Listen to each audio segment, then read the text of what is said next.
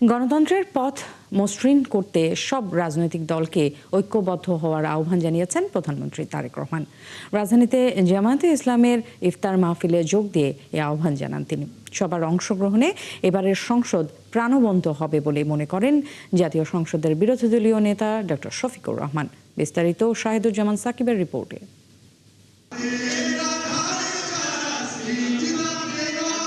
জামায়াতে ইসলামীর আয়োজনে রাজনৈতিক দলের শীর্ষ নেতা ও বিশিষ্টজনের সম্মানে ইফতার মাহফিল। শনিবার রাজধানীর চীনমৈত্রী সম্মেলন কেন্দ্রে আয়োজিত এই অনুষ্ঠানে যোগ দেন প্রধানমন্ত্রী তারেক রহমান।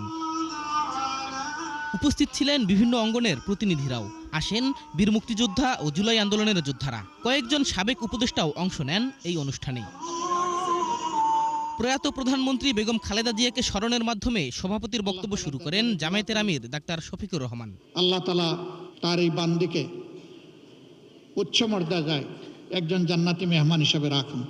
এমন ঐক্যবদ্ধ বাংলাদেশ দেখার প্রত্যাশায় কোটি কোটি মানুষ দীর্ঘদিন অপেক্ষা করছে মন্তব্য করেন জামায়াত আমির। আগামী সংসদ অর্থবহ হবে বলে আশাবাদের কথা জানান তিনি। অতীতে আমরা বিরোধী দল দেখেছি, নির্বাচন যেমন আমিডামি ছিল, সরকারিও বিরোধী দলও তেমনি আমিডামি ছিল।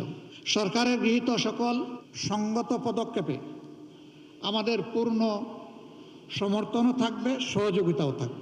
কিন্তু আমাদের বিবেচনায় আমরা যদি দেখি যে সরকার কোনো অসঙ্গত সিদ্ধান্ত কিংবা পদক্ষেপ নিয়েছেন, আমরা প্রথমে দৃষ্টি আকর্ষণ করে সহযোগিতা করব।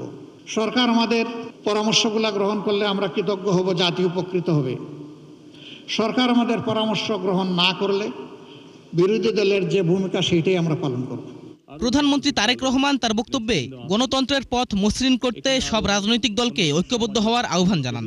বাংলাদেশের মানুষ আজকে অনেক প্রত্যাশা নিয়ে, অনেক আকাঙ্ক্ষা নিয়ে, অনেক আশা নিয়ে আমাদের সকলের দিকে তাকিয়ে আছে, বিশেষ করে রাজনৈতিক দলগুলোর দিকে তাকিয়ে আছে। আজকে আমাদের এই ইফতার মাহফিলে আসুন আমরা আল্লাহর নামে শপথ গ্রহণ করি যে আমাদের আগামী দিনের কাজগুলো হবে এই দেশের মানুষের ভাগ্য পরিবর্তনের জন্য। আসুন আমরা আল্লাহর দরবারে সেই রহমত চাই যার মাধ্যমে আল্লাহ আমাদেরকে এই দেশের মানুষের ভাগ্য পরিবর্তনের জন্য, এই দেশের ভাগ্য পরিবর্তনে কাজ করার তৌফিক আমাদেরকে আল্লাহ তাআলা দিবেন। আগামীর রাজনীতিতে বাংলাদেশের মানুষের ভাগ্য উন্নয়ন হবে এমন প্রত্যাশার কথাও জানান প্রধানমন্ত্রী।